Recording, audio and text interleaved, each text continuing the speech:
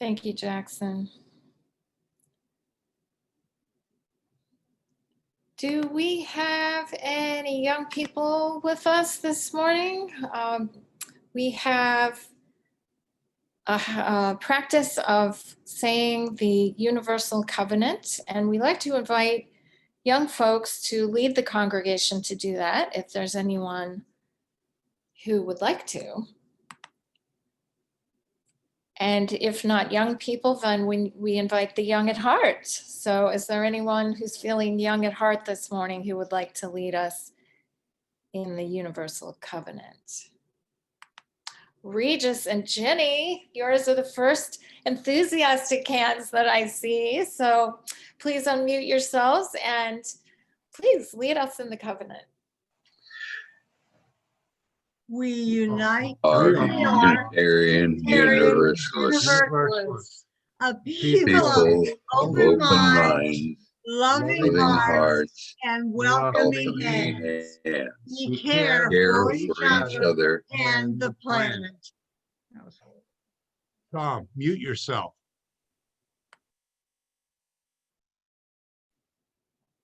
Wonderful. We also have a very special, what I would call a covenant, that was adopted in 1898 by this congregation and has been in practice and we recite it ever since. So this bond of union is something that we say every Sunday morning. And is there anyone who would like to lead us in the 1898 bond of union this morning? I'll do it. Okay. We unite ourselves together for the study and practice of morality and religion as interpreted by the growing thought and noblest lives of humanity, believing that we may thereby prove helpful one to another and promote the cause of truth, righteousness, and love in the world.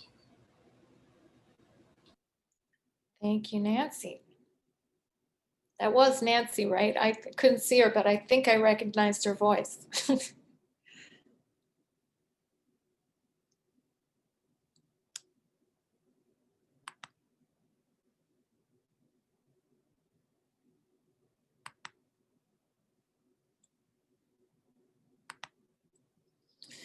All right, well, the time for all ages this morning is a little time for me to share some of what I've been thinking about as this holiday season approaches.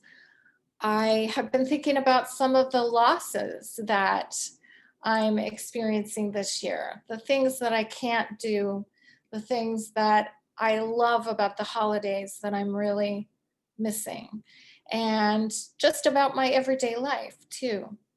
And I realized that one of the things I'm really missing right now is my walk to my son's school, which is right around the corner from us. But my son is doing virtual school right now. And when we go on that walk, we generally look out at the trees in our neighborhood and see if there are birds. We like to sometimes chatter back to the crows. And my son, since he was a little boy, has been saying og, og, og to the crows. And they say og, og, og back to him. And so we have a little conversation. And there's this one pine tree on the corner where we turn, and it's tall and it's beautiful. And at certain times of the year, it seems to invite us to play a game of kick the pine cone because it drops its pine cones right in our path. And it's become a friend. And so I'm wondering with all of you if there are trees in your neighborhood or something else in your neighborhood that you consider to be a friend. And are you missing going someplace that you used to go that is not part of your routine anymore and making things seem different? So what I did was I gathered up some pine cones and I put them around my house. And they kind of remind me to slow down and notice things. This is a pine cone from that tree that I consider to be a friend of mine. And I just kind of put it in a little bowl to remind me that the tree is still there and I can still go visit the tree and I can still enjoy the gifts of the tree. And though things are different right now, I can still appreciate my blessings. And so I invite you, if you go out on a walk today or sometime soon, to pick up a little reminder of what's out there in the world and to put it someplace, remind you of the season and remind you of the gifts that are available even now, and to enjoy all of our blessings that we can still enjoy.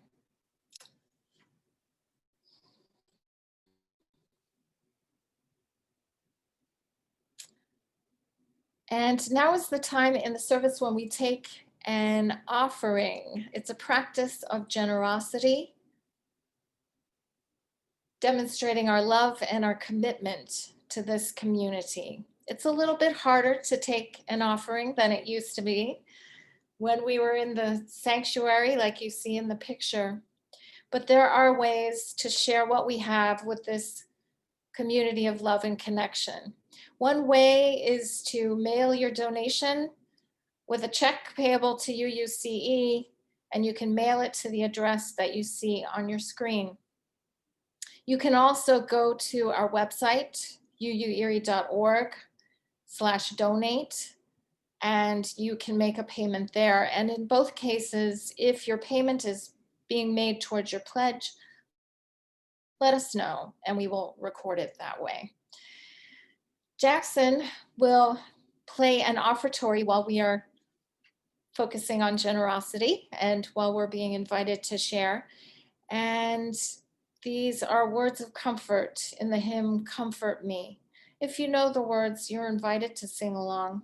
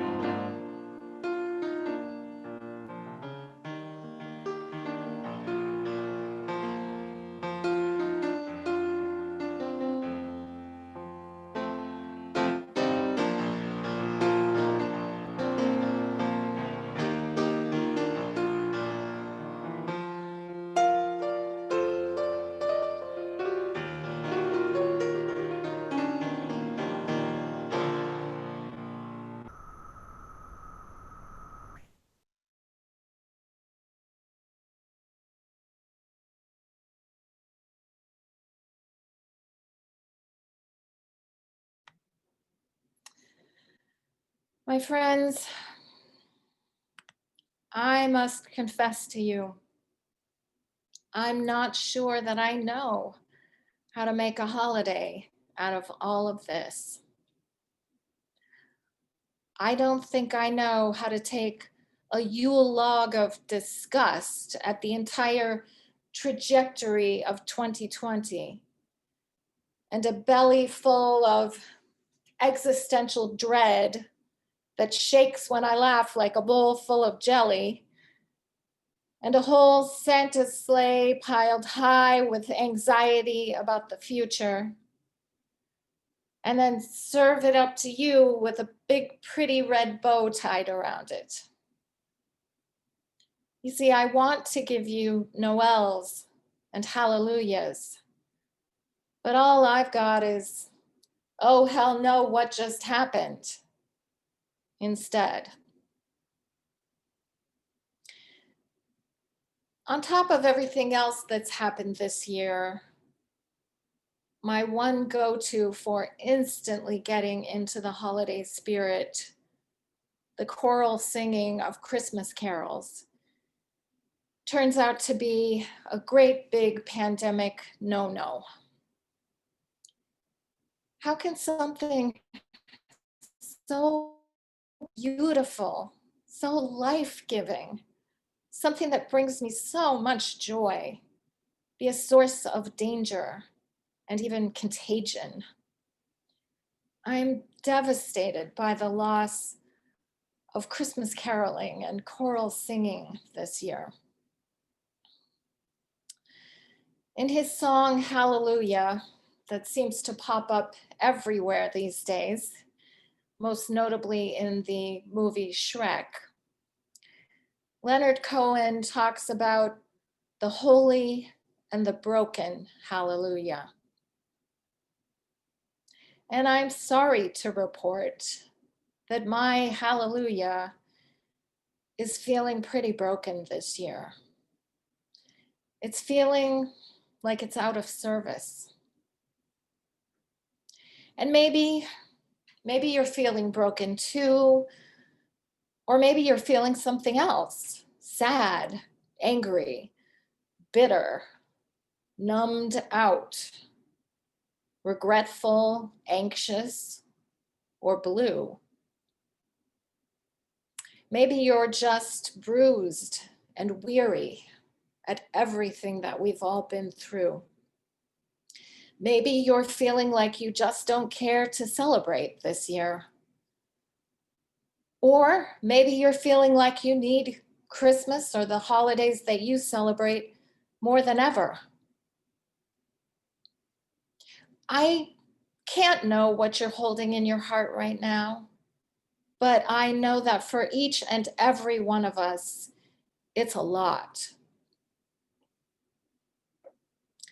And I would like to invite you to share in the chat now something that you're going to be missing over the holidays or over this season, something that you anticipate having to let go of or that you've already let go of.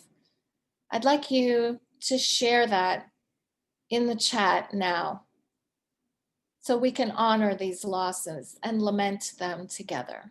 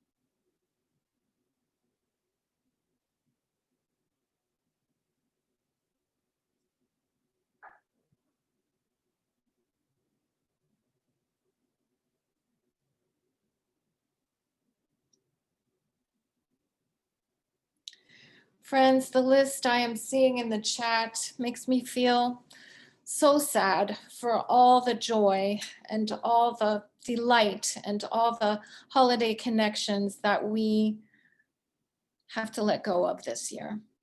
And this is real. This is a real loss. And it's hurting our hearts. And this is a place where we can share these sadnesses, where we can share these losses and lament them together.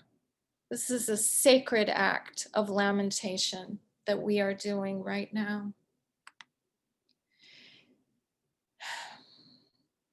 And I'm here to tell you, my friends, that if it all seems like it's all lost, if it seems like there's too much sorrow and sadness in the world, if your spirit is weighed down with the burden of it and you just don't feel like celebrating, that is okay.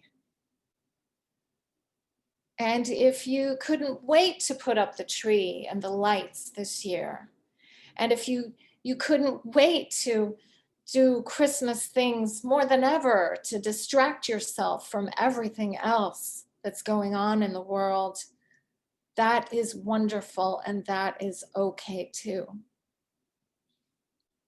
I guess what I want to say to you and say to me too is that whatever we've got this year, the hallelujahs, whether they're holy or broken, the bah humbugs, the what the hell just happened, the stony silence or the hysterical crying, we'll take all of it. We'll take all of you. Bring it all to this altar and pile it on, because all that you have is holy. And because we've never needed each other more than we do this year.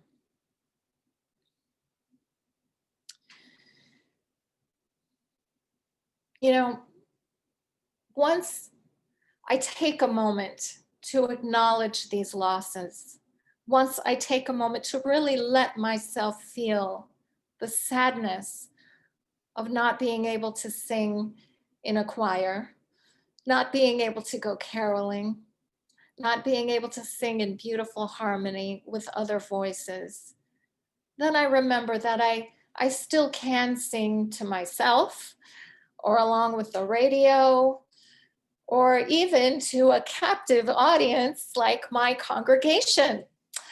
So later I may sing something to you just because I can't keep from singing. But the important thing is to remember that there are things that I can do that bring me joy. They aren't the same, but I can find ways to bring the holiday spirit into my life when I'm ready and if I want to. And I need to give myself permission for it to be different this year. And that's what I'm trying to do. You know, I've always struggled with getting into the holiday spirit right after Thanksgiving, like some kind of morose Charlie Brown dragging around a lot of baggage, while others seem to just dive right into the season. I've often been resentful about being expected to go off like an alarm bell right when the holidays begin. And I've had to learn to ease my way into the holiday season. But of course, this year is something entirely different. And I think I'd benefit from a different approach. And I'm trying on the idea of Advent this year, even though it's never been part of my family's tradition. I was pretty old, maybe even I was an adult before I understood that an Advent calendar was about this special season of getting ready for Christmas or the birth of the Christ child in the Christian tradition. Because at my house, my mom just hit the ground running. I mean, it was 0 to 60 haul out the holly, get everything all ready and all that. And the suddenness of the way Christmas just sort of exploded out of a box was always part of the problem for me, I think.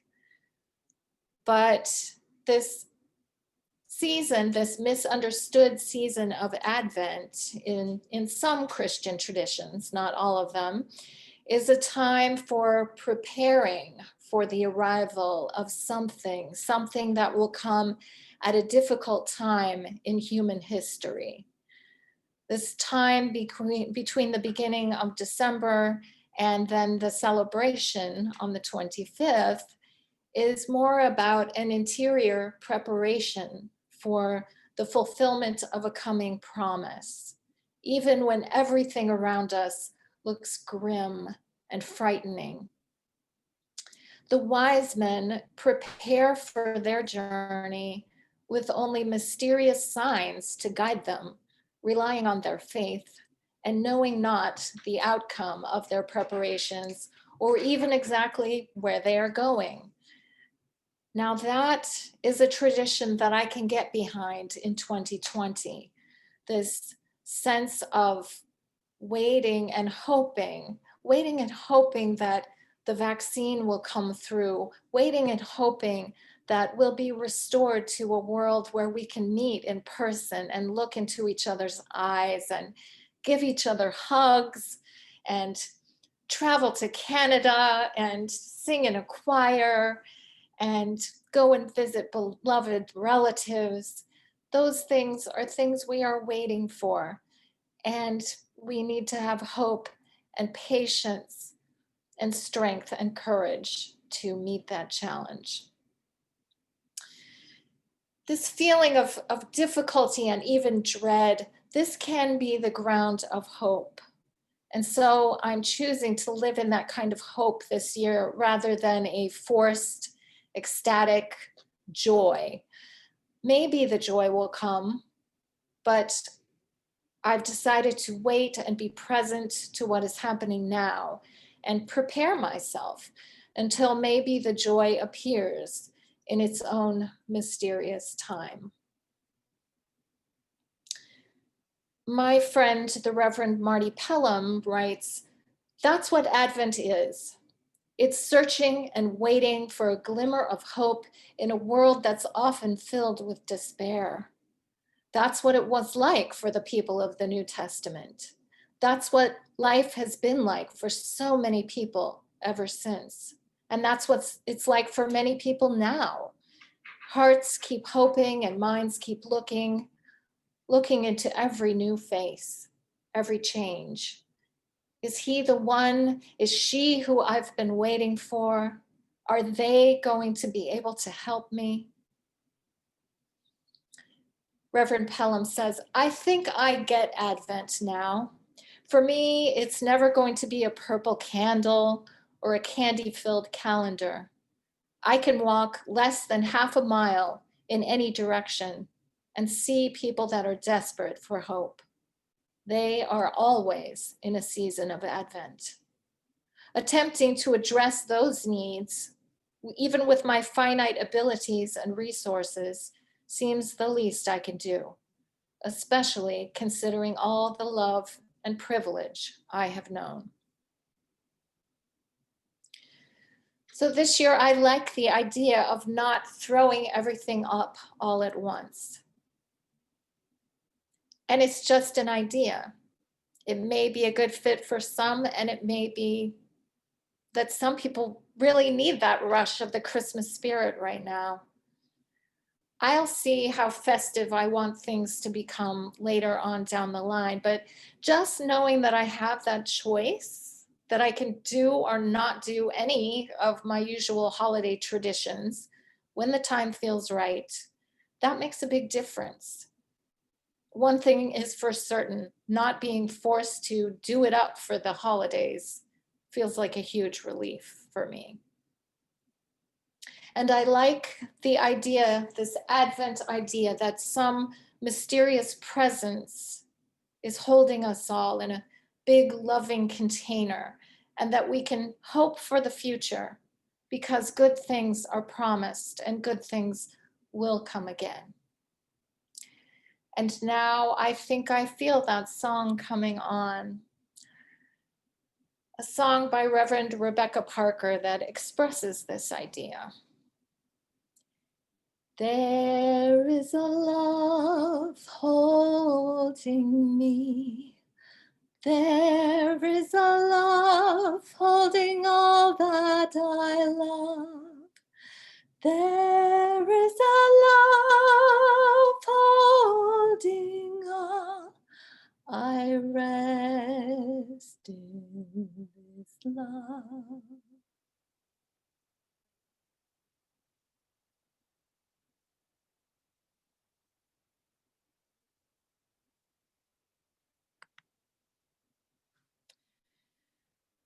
Now there is one other thing that really reliably helps me when I'm struggling anytime, but especially in the holiday season, and that is a quiet walk in a pine grove. There's something about snowy conifer trees that probably reminds me very much of my hometown of Anchorage, Alaska, but it also just soothes me at this time of year. I think of how evergreen trees store up moisture in their needles so they can stay green all year long.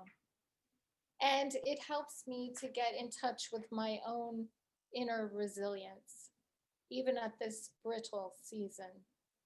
Something about those pine trees just whispers to me to hold on and hold out.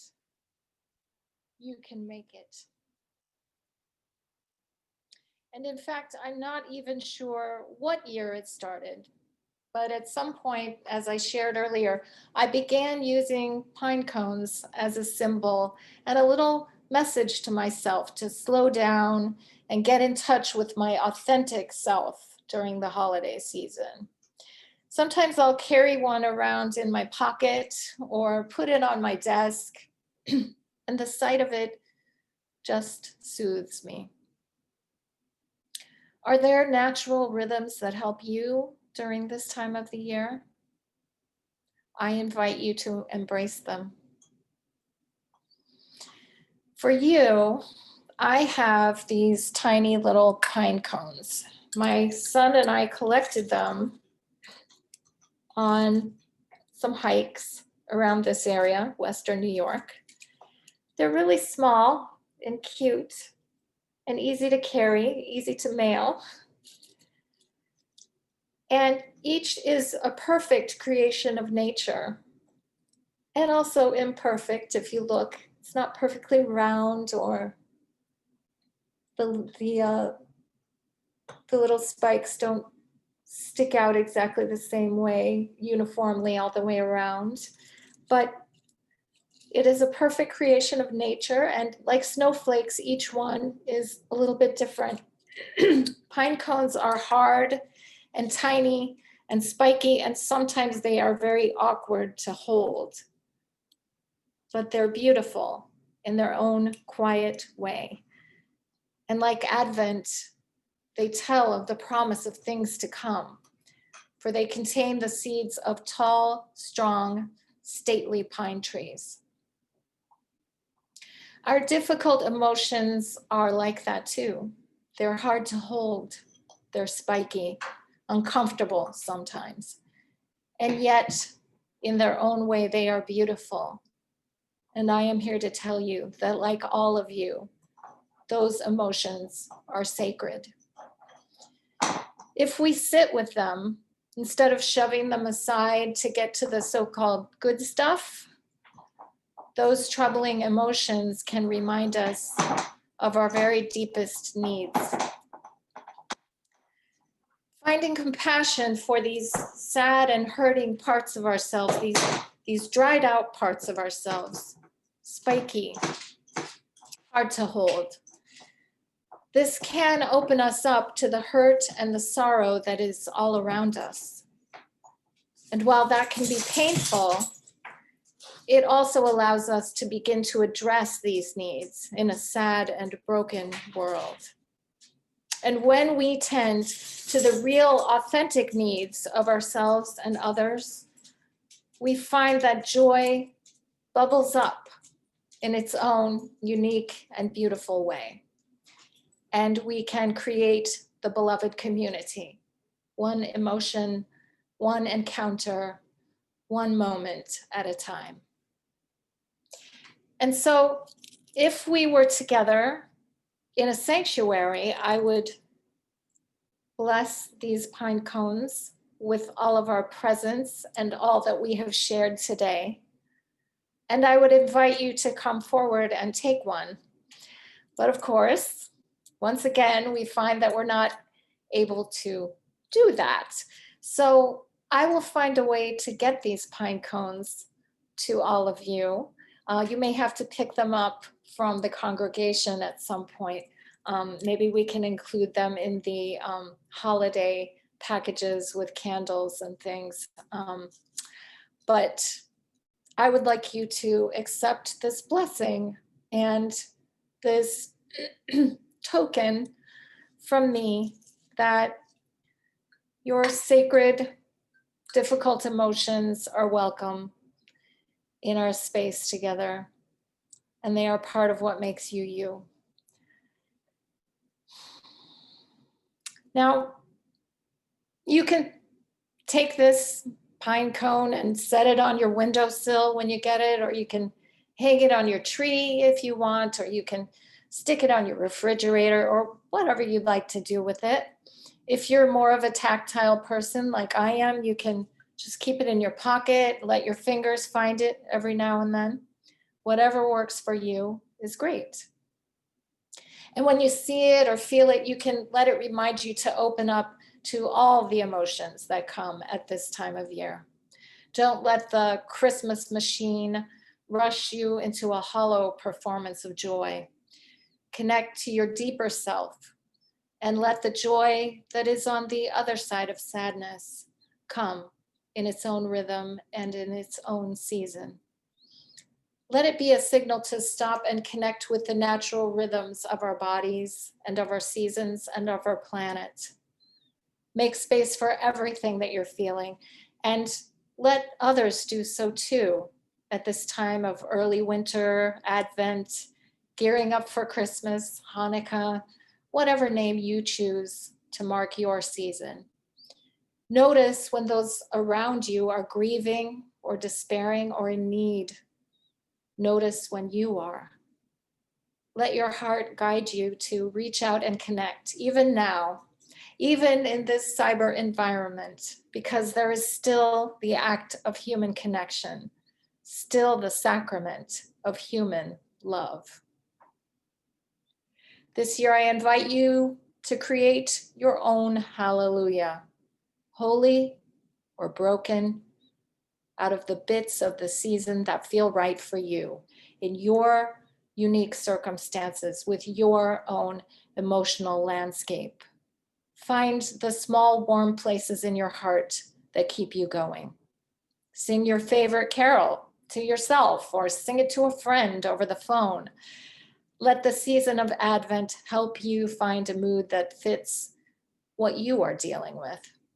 And let nature instruct you, whether it's with pine cones or with sunsets or the beauty of a cardinal in the boughs of a tree.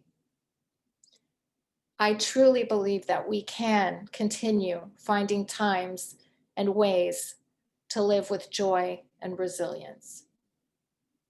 So in the end, it doesn't matter whether you bring the holy or the broken hallelujah, as long as you bring it. Your presence here in this virtual sanctuary is what makes this space sacred. These spiky emotions, these difficult passages of our lives and our times, they are holy too. And this, my friends, is what this congregation is made for. It's meant to be a sacred space, to hold all of it. All of you is precious. All of your longings, all of your struggles, all of your doubts. That's the beauty of our faith.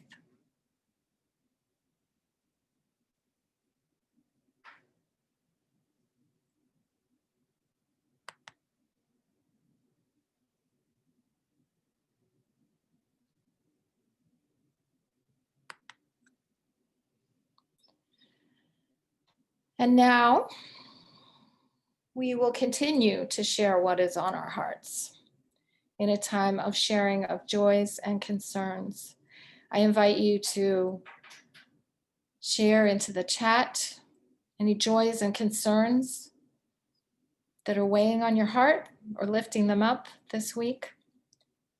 And Jackson will play that song I mentioned with the Holy and the Broken Hallelujah by Leonard Cohen.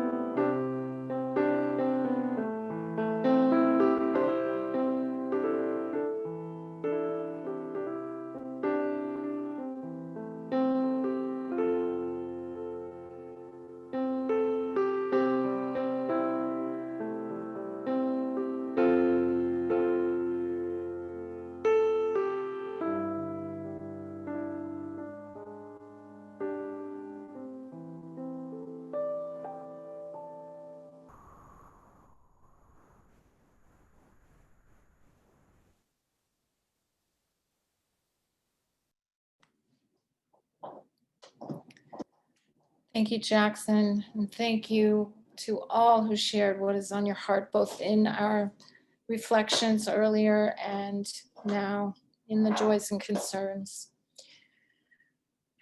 I see folks who are expressing worries about loved ones who have COVID or are worried that they have it. I see other people who are celebrating birthdays and other blessed events and joy. And people mostly who are missing loved ones at this time, which is so pervasive now. And we hold all of you in our hearts who are struggling, all of us who are struggling in love and in care. We will now take a moment of silent meditation to appreciate all that we've shared and all that is in the silence of our hearts.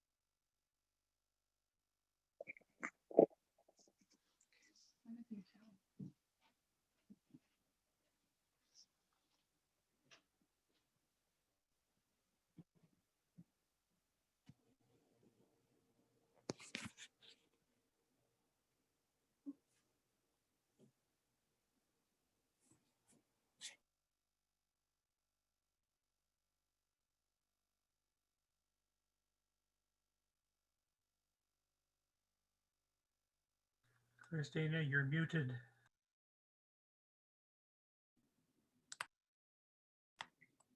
I'm sorry, was I muted the whole time there? Oh, I'm so sorry.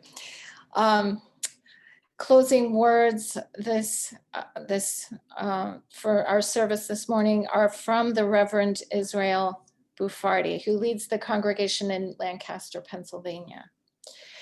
My friends, when you go from here, know that our hearts are always in a holy place, for we are always connected to one another.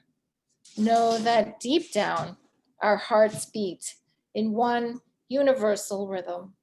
May we each find the sacred space to hear it.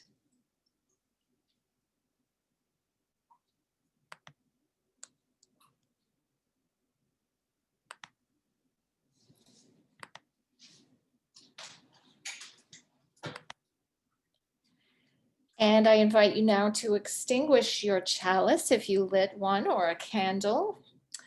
And as we extinguish this chalice, we remember that this light we kindle together each week in this sacred space never really goes out. We carry it with us wherever we go. May it light our way and warm our hearts in all the things that we do until we're together again.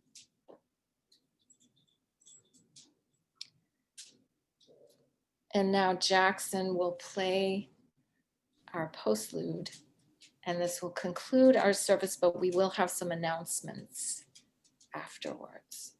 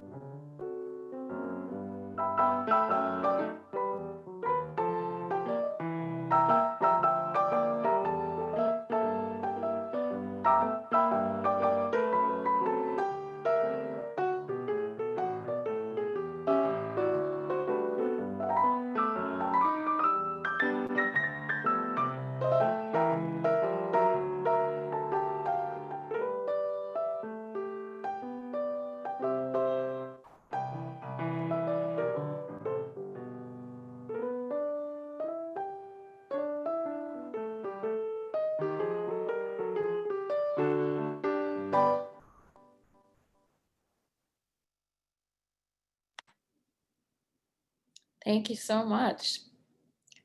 So we do have some announcements, and if you're not able to see the chat, I'll just summarize them for you. Please send photos that you might have of John Daly King, Peggy Richardson, Herta Danowski, Donna Martin, and Doug Russell. They will be used for the Jazz Sunday that's upcoming. Please send them electronically to Mary Desmond. And we're also seeking pictures of congregants to accompany a carol for Christmas Eve service. Christine, did you want to talk about that?